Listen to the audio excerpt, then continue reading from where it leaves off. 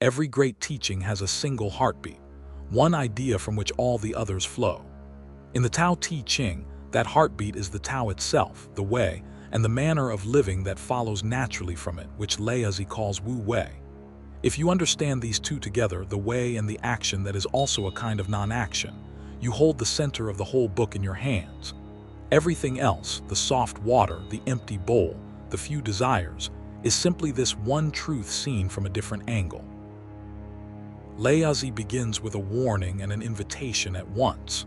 The Tao that can be spoken is not the eternal Tao. The name that can be named is not the eternal name. He is telling us, gently, that the deepest reality cannot be caught in words. The moment you say what it is, you have already drawn a line around it, and the Tao has no edges.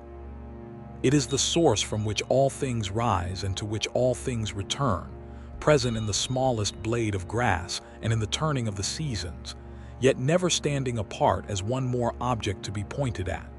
So Laozi does not define the Tao. He circles it, he hints, he uses image after image, trusting that something in the listener already knows. And what does the Tao do? This is where the central theme becomes practical. The Tao does nothing, and yet nothing is left undone. The sun does not strain to shine. The river does not push to reach the sea. The seed does not force itself to grow. There is a deep, effortless rightness in the way nature unfolds, and Laozi gives this a name. He calls it Wu Wei, which we often translate as non-action, though that is misleading. It is not laziness, and it is not passivity. It is action without force, action so aligned with the moment that it no longer feels like struggle. It is doing by not overdoing. Think of a skilled gardener. She does not pull on the plants to make them taller. She prepares the soil, she waters. She removes what crowds the roots, and then she steps back and lets growth happen in its own time. Her effort is real, but it works with the grain of things rather than against it. That is Wu Wei. The opposite is the person who interferes endlessly, who grips, who controls, who exhausts himself trying to bend the world to his will, and who often makes the very mess he was trying to prevent. To live this way, Laozi points us toward yielding, and his favorite teacher is water.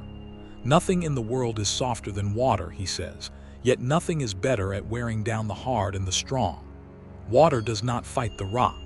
It flows around it, over it, beneath it, and given enough time, it carves canyons through stone. It always seeks the low place, the place that proud people avoid, and precisely there it gathers its strength. The lesson is quiet but radical. We are taught to be hard, assertive, to push forward. Laozi says the supple survives, the rigid breaks. The tree that bends in the storm stands. The stiff branch snaps. This yielding reaches all the way down into the self. Laozi asks us to return to simplicity, to want less, to empty the mind of its endless grasping. He praises the uncarved block, the piece of wood before the craftsman shapes it, full of quiet possibility because it has not yet been forced into a single use.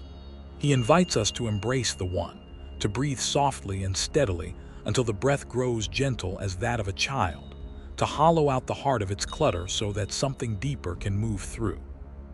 The empty cup is useful because it is empty. The empty room is livable because of the space within its walls. Our usefulness, too, comes from a certain inner emptiness, a willingness not to be full of ourselves. So the central theme of Laozi is this. There is a way that moves through all things, too vast to name, and we can either fight it or flow with it. To flow with it is Wu Wei, effortless action, the soft strength of water, the wisdom of fewer desires and a quieter mind. When we stop forcing, life does not collapse. It opens.